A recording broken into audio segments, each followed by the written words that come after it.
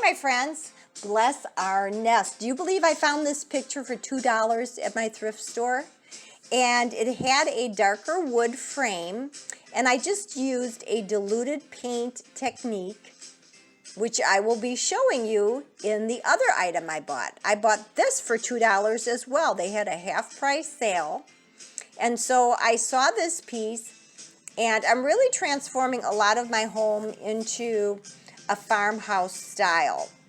So this was perfect. It was in terrific condition, and it came with 2 panes of glass. And you can remove the glass if you just want the frame itself, and that's what I liked about it. But for now, I'm going to be putting the glass back in. So I'm going to be taking off the handle so that I can paint it. And I wanted to paint it a white color, but not a stark white. So I'm going to be using a latex house paint. It's a wall paint that I've had, and I'm just adding water to dilute it. Because remember, I want the character of the wood to come through. I don't want to just have it stark white. So as you noticed on that Bless Our Nest picture, I used a combination of a white and a gray paint, and I used water. And you can just dilute it enough, and play around with it. See what specific color you're going for. You remember, when you buy these very inexpensive items, if it doesn't come out right or perfect, or what you're thinking of, you haven't spent a lot of money, and that's why I love to go to the thrift store. But this came out so nice, and I'm so happy.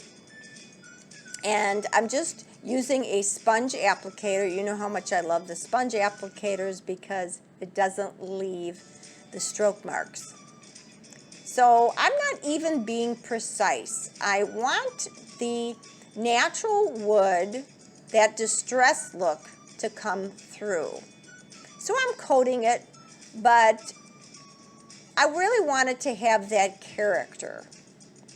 And one thing, when you use a diluted paint, in no time it's dry. I think I waited an hour and I was ready to reattach the handle. It went so fast.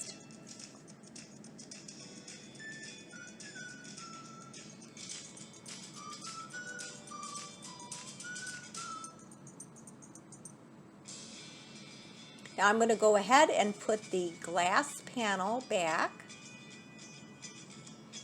And then I really think it needs something extra hanging on the wall. And I just happen to have a holly wreath, and I wanted to change it up for spring.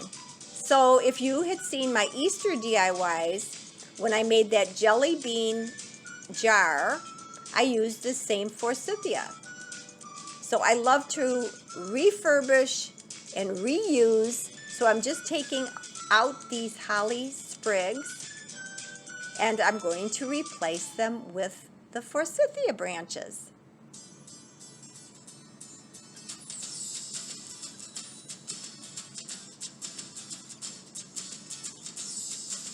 And make sure you have your wire cutters so that you can make little snips and use the strands, the length, that will give you a nice effect depending on your wreath. If I was going to redo this, I was going to get a 6-inch wreath. This happens to be a 4-inch wreath. So the next time I would like it a little bigger, but I really wanted to get this video made for you. So I wanted to put something on it that is going to be a nice accent.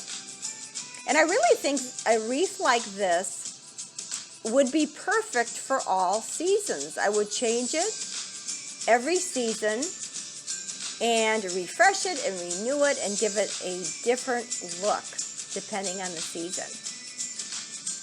And remember, these florals I got at the Dollar Tree. So both frames my original Bless Our Nest, and then this window frame, and I didn't spend any money on this wreath, but originally I had gotten all the flowers for $1. So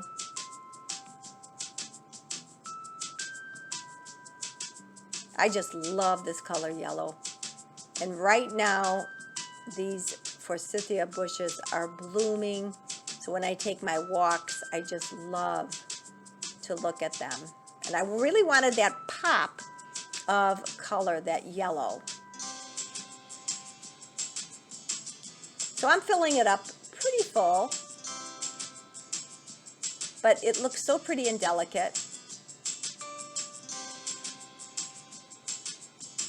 So you have fun. Create. I think that's so much fun to see something and repurpose it. Not only are you creating something original, but you're reusing something that might be thrown in a landfill. Just give it that extra love and attention and use your own creativity to make it your original piece.